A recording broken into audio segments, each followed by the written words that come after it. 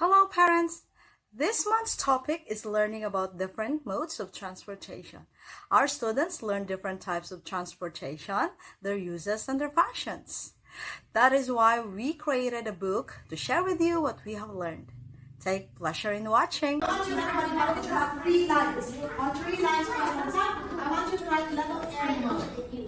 Use 3 lines to write letter M. Go.